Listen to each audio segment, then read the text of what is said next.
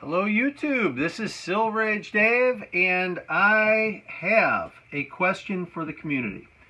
So a lot of people watched Friday. I put out my building a win-win video on building relationships within to help offset buying, and in that video I actually have a few questions I'm gonna be asking, but today I'm just gonna focus on one.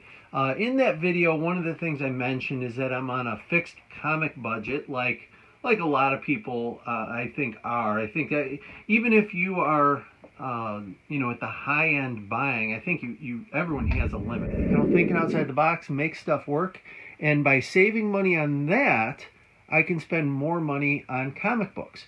Another common comment that I get, a lot of people say, "Oh man, you drink Bud Light."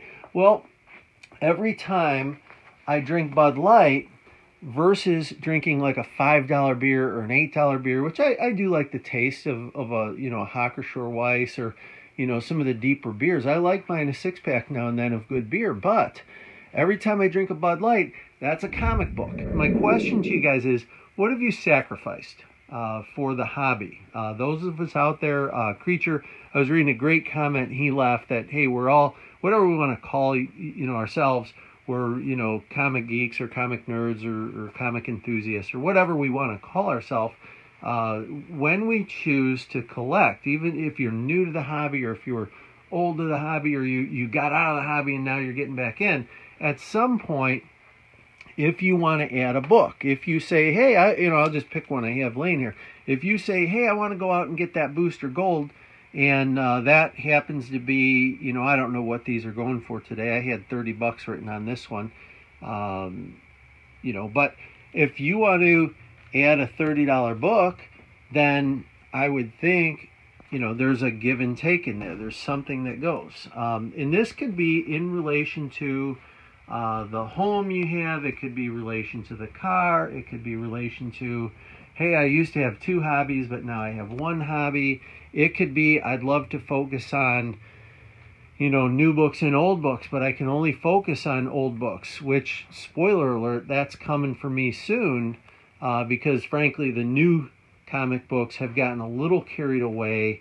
I saw this, to branch to the side a little bit, they had that Swamp Thing winter thing that was, I think, $9 or $8. They've had, the Deadpool thing, which I just didn't buy when they bumped the price on that one issue to $10, and we're seeing it right now with Spider-Man and with Action Comics. So, DC and Marvel and even to Image to some extent, there's some money grabs. So I'm going to make some sacrifices because I want to continue a certain thing, and sometimes we're talking about physical things there, but sometimes it's a relationship that my wife has over time. She's become accustomed that I'm a comic guy, and that's just part of me, and you take the good with the bad.